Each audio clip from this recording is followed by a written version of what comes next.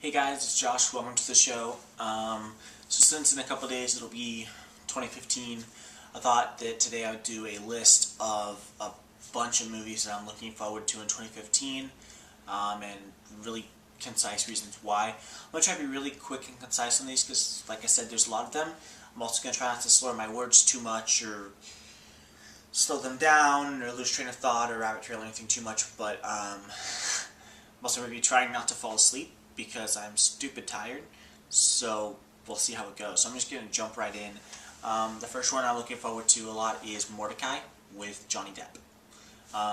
So obviously Johnny Depp's in it. It also has Gwyneth Paltrow. It's got Ewan McGregor. It looks really interesting. The plot is an art thief spoof comedy, which has been done a lot. But this looks particularly interesting. It is based off of a series of books. This one looks particularly interesting to me, and I'm kind of tired of seeing Johnny Depp in the same weird, dark, twisted, creepy roles that he's used to playing.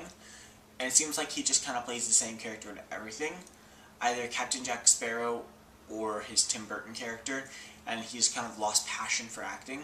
And I feel like this is a movie that could just reinvigorate that. I don't know if that's the right word, but just make him more passionate about acting again and get him out of that mold that he's been in. It looks very funny. Kind of has a Pink Panther vibe to it, it looks like, as far as, you know, clumsy, dim-witted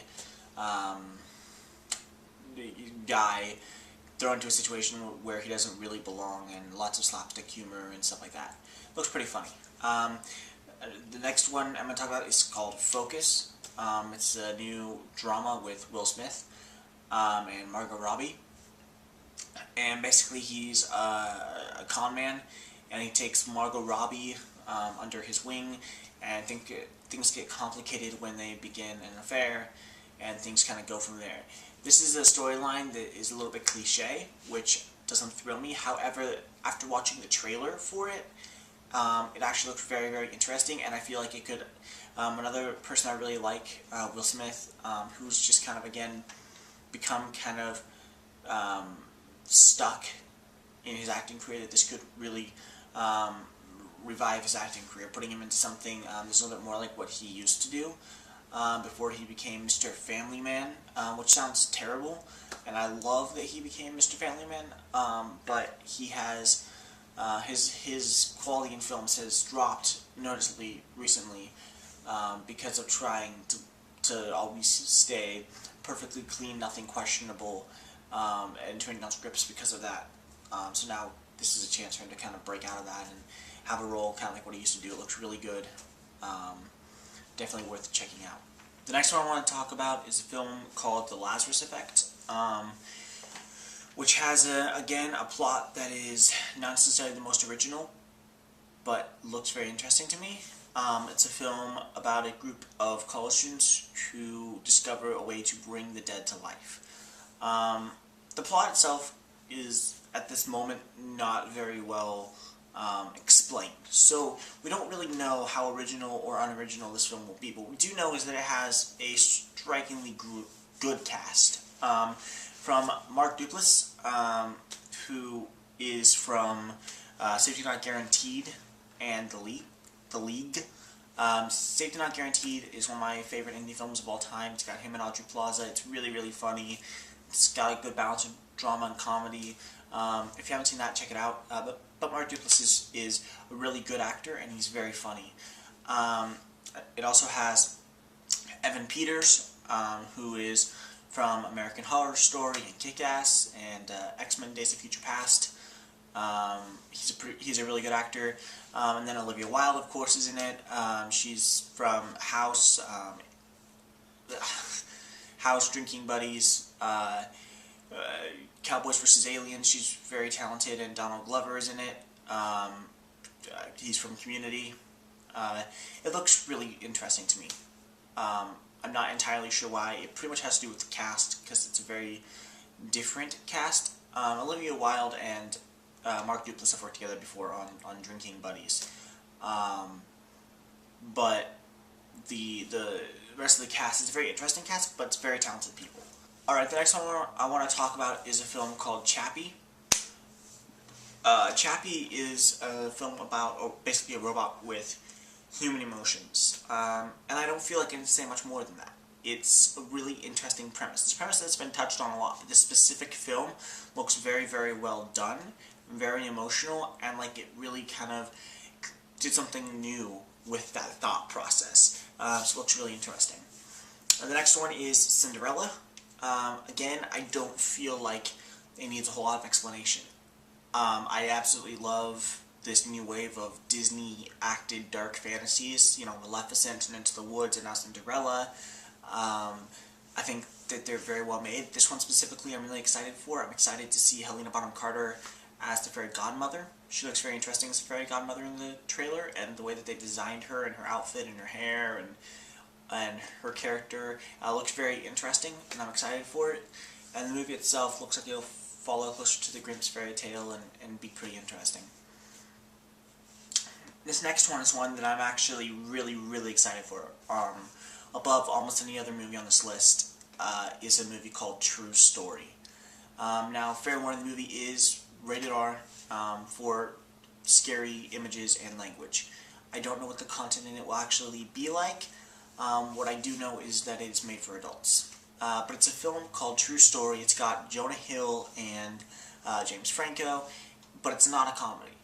Usually when you see those two in a film together, it's a comedy. Usually a raunchy comedy. But this is actually a inspirational drama written by, I can't remember his name. Basically, it's a true story about this writer, this newspaper writer that gets, he loses his job at the New York Times, and he gets a call from a reporter for the Oregonian who says, hey, we got this guy who, perfectly normal guy, never did anything wrong, no criminal record, anything, that went home one night and shot his wife and children. And when he was apprehended, he claims to be you. Can you come and talk to him? And so Jonah Hill comes down and connects with this guy who's played by James Franco, and just kind of gets involved in that guy's web of lies or truth. And we're not really sure if it's lies or truth, or if he's guilty or not guilty. But it looks really good. Another one that obviously has to be on the list is Avengers Age of Ultron. I'm a nerd. I love comics. I love comic book movies, and I love Joss Whedon to death, so anything Joss Whedon will always be on my list, but specifically Age of Ultron looks really, really good. I'm very excited for Age of Ultron. I'm excited to see Scarlet Witch and Quicksilver in action. Elizabeth Olsen is playing Scarlet Witch. I love Elizabeth Olsen. And Aaron Taylor Johnson is playing Quicksilver, and he's from Kick-Ass. He's a really good actor, so I'm excited for Age of Ultron. Needless to say, it looks really, really good. I'm excited for Ultron. I'm really excited for Hulkbuster, which is definitely a my generation thing. I'm really excited for Hulkbuster. I'm excited to see what Joss Whedon has done in expanding the universe. I think it'll be really exciting. The next one is Paper Towns. Another one that I'm really, really excited for. One of the ones highest on the list. Paper Towns is based off the book by John Green, who wrote The Fault in Our Stars and Abundance of Catherines, and Looking for Alaska. Last year, a John Green movie was made into a film, Fault in Our Stars, and it was really, really well done. Paper Towns is actually a more compelling story to me than The Fault in Our Stars, which I loved The Fault in Our Stars. I have the extended edition on Blu-ray, but this is a more compelling story to me. Basically, this guy grew up really good friends with this girl that lived on the street, then they kind of didn't really talk much for a long time. She shows up at his house with this grand plan for this revenge scheme. They do it, and then the next day, everything kind of falls apart, and he and his friends get together and go look for this girl. It's really, really good book. What I've read of it so far, I'm in the middle of it right now. What I've read so far is really, really good. I'm very excited for the movie, and the guy playing the main character in the movie is Nat Wolff, who unfortunately was part of Naked Brothers Band. However, he's actually a really good actor. He's done a bunch of independent films. He was also in The Fault in Our Stars. He's really, really good. So I'm greatly excited for Paper Towns. Another one is Jurassic World. It's got Chris Pratt from Guardians of the Galaxy, Parks and Rec. I love Chris Pratt. I think he's absolutely hilarious. He has a really great small part in a movie called A 5-Year Engagement with Jason Segel, which was absolutely hilarious, very well done, dark humor. I love Chris Pratt to death. So any chance to go see Chris Pratt in theaters and support him and his acting career as he's transitioning to an action star, I love to take. But Jurassic World specifically, having grown up on the Jurassic Park films, I'm really excited for it. It's not just Chris Pratt, by the way. In the cast, it's got a really good cast. It's also got Bryce Dallas Howard. It's got, I can't remember his name, but the kid from Melissa and Joey is in it. The guy who plays Ryder in Melissa and Joey. There's a really long cast of really great people that I can't think of because I'm too tired. But it looks really good. I'm interested in seeing what they did with the raptors. If the raptors are now like our friends, it looks like, or our pets. They've been genetically, I don't know. It looks like they've been genetically modified to be our pets or something to that effect, which I'm really curious about. But it looks really interesting, so I'm excited for Jurassic World. The next one, another one that I'm super excited for, is Ant-Man with Paul Rudd. It's Ant-Man. I don't know what else to say. Ant-Man is a superhero that is hard to take seriously. It's a superhero that's hard to be like, this is going to be a dark, gritty film. And I'm sure that it won't be, but what really gets me is that it has Paul Rudd in it. For people that know me, I absolutely love Paul Rudd. Paul Rudd is one of my favorite comedians, one of my favorite actors. He's really, really talented. I watched him, the first thing I ever saw him in was he had a really small cameo in Romeo plus Juliet, the Baz Luhrmann version from 1990, I want to say 6, with Claire Danes and Leonardo DiCaprio. He had a small part in there. He was really, really good. Of course, he's also in I Love You Man, which is funny. He does a lot of stuff with Judd Apatow, but he's absolutely hilarious. I could name him in a lot more stuff if I could think. Dinner for Schmucks. He was in Dinner for Schmucks. He was really funny in there. I'm really excited to see him as a superhero. I've been saying for several years now that I want to see him as a superhero, and when the wave started of who could play Ant-Man, I was one of the first people to say Paul Rudd. Not the first person, but I was one of the first people to get Paul Rudd. Paul Rudd would be a good Ant-Man. Because Ant-Man is kind of a campy superhero no matter what you do, and Paul Rudd, I think, can pull that off, having the serious moments and the comedic moments and making them tie in perfectly. Next one I want to talk about is Pan. It's got Hugh Jackman playing Blackbeard, who's the villain in Pan, and Peter Pan is actually just a small child, and he's actually good friends with Captain Hook, who's a little bit older. It's got Rooney Mara as Tiger Lily, as a princess, which is weird to me. I feel like they kind of whitewashed Pan, because Rooney Mara is definitely white. To Kate Mara's sister, she was in The Girl with the Dragon Tattoo, the David Fincher version, if any of you have seen that. She's a wonderful actress, she's very talented, and I love Rooney Mara, but she's white, and she's playing an Indian, and I noticed in the trailer that every Indian that they showed was not actually an Indian. It was a bunch of white people in Indian suits, which is not necessarily okay to me, but the movie itself actually looks really good, and I'm excited to see Hugh Jackman in kind of a different role. It looks really, really good, very vibrant and wonderful. It looks, to me, like it could be what Hook tried to be. I'm not a fan of Hook. I felt like Hook tried to be this huge, amazing, magical, wonderful thing, and just kind of fell short. I feel like this could be what Hook was trying to be. The next one, which is probably my #1 on the list, although it makes me a horrible film critic, is Vacation. I am unbelievably excited for Vacation. As a personal fan of the Vacation franchise, National Lampoon's Vacation, having seen every Vacation movie countless times, being able to quote all of them forwards and backwards, I absolutely love Vacation. I love Chevy Chase and Beverly D'Angelo. I can tell you who played the kids in all the movies. I love Vacation. So when they first announced, oh, we're going to make a new Vacation, I was, to say the least, very iffy. But upon the announcement that John Francis Daly was writing the script, and I love John Francis Daly, he was in Freaks and Geeks, another great Judd Apatow project, one of the best TV shows of all time. He was in Bones. He played Sweets in Bones. He's a very, very talented actor. He also wrote Rapturepalooza. He's a good writer. He's a good actor. I really like him a lot. I want to support him in his career, and he's very funny. So him writing it, I like that. And then they cast Ed Helms to play Rusty Griswold, who's the main lead, and I love Ed Helms, and I think he's a good lead for that kind of film.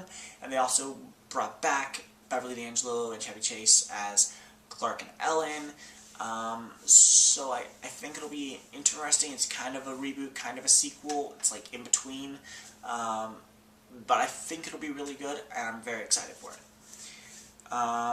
Next one, really briefly, Jupiter Ascending. This is on my list simply because it's one that I think should be watched out for. I'm not particularly excited or unexcited for it. I'll see it in theaters, most likely, because it looks kind of interesting to me, and I like Mila Kunis a lot. But it doesn't have the appeal to me that Matrix had. Look at the trailer, at least. I love Matrix, and it's the same people, the Wachowskis. But it doesn't have that same appeal to me. I think part of that is having Channing Tatum in it, because I'm not a big Channing Tatum fan.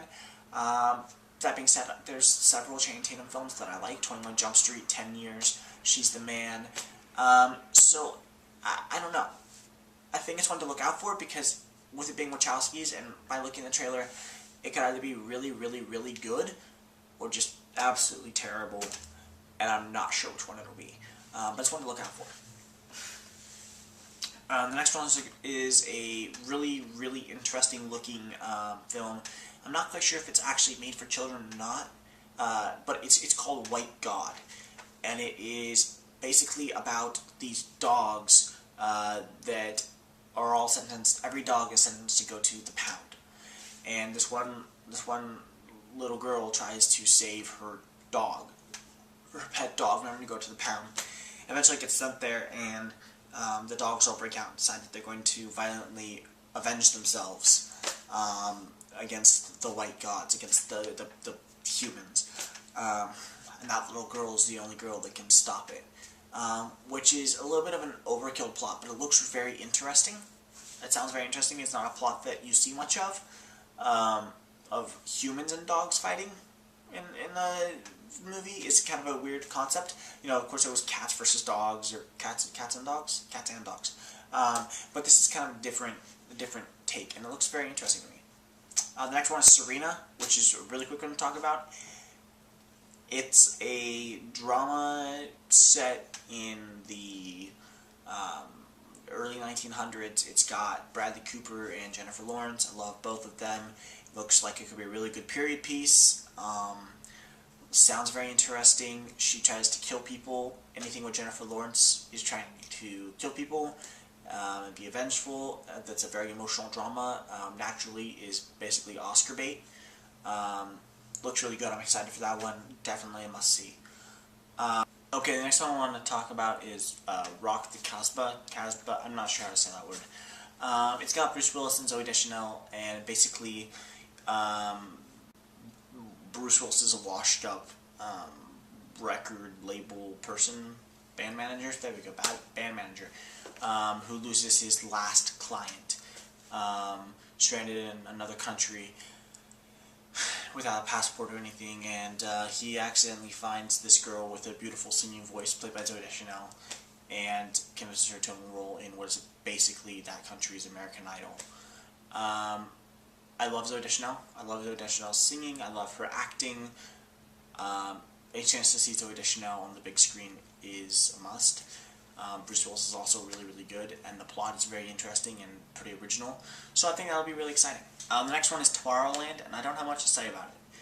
I don't know much about it. I keep looking it up. I keep looking into it, and I'm not finding much. I saw the trailer the other day in theaters, and it instantly caught my attention and looked really, really good. Plus, it's got George Clooney and Britt Robertson, who I absolutely love. She's very talented. She was in a really good independent film called Dan in Real Life with Steve Carell, and John Mahoney, and the list of amazing cast members in that movie is ridiculous. I couldn't even. Juliette Binoche, or Binoche, I don't know how to say her name. She's a French actress that's very, very talented. She was in Cash. I mean, unbelievable cast in that film, and Brie Robertson was one of them, and I've loved her since I saw the movie. She's absolutely incredible. She's not only beautiful, but she's a terrific actress. Um, the next one is this movie called Inside Out coming out. This new kids movie made by Disney, which is, I think, a very different premise for a Disney Pixar film or for any kind of kids film.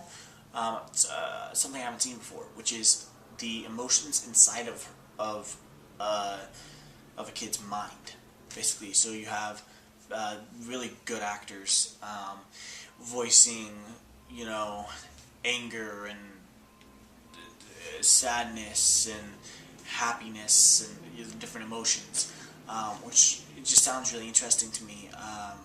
So I'm excited for that. Another one is Pixels. It's got Adam Sandler, Peter Dinklage from Game of Thrones, Kevin Hart. No, not Kevin Hart.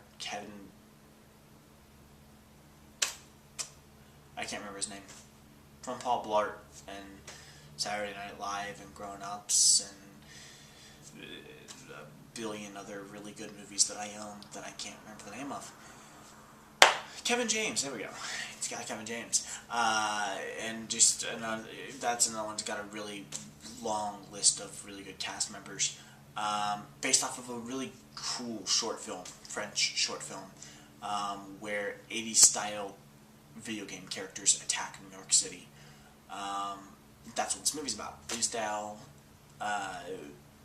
video game characters attack New York City, and a group of video game specialists are called in to stop them.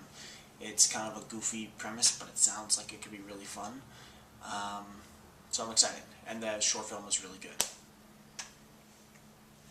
And then the last one I'm going to talk about is called Frankenstein. It is a sci-fi adaptation of Mary Shelley's novel. It's got Daniel Radcliffe from Harry Potter, The Horns, various Broadway plays, including How to Succeed in Business Without Really Trying. He's really good. If you haven't seen him in anything, watch Daniel Radcliffe in something. He's very talented. Anyways, it's a sci-fi adaptation of that, so it'll be very interesting. I'm excited. He plays Igor, which makes it even more interesting. On one final note, this is not a movie coming out in 2015 that I'm looking forward to, but just something to mention.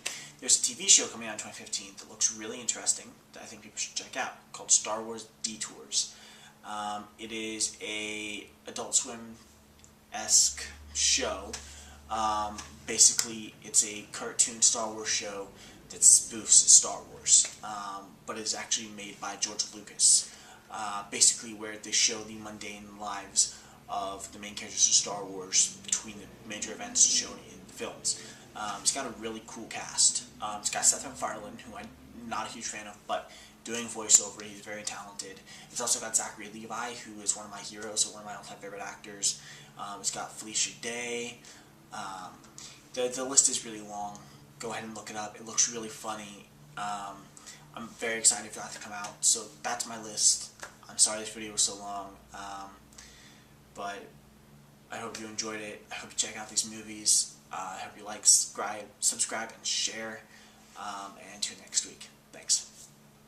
Adios.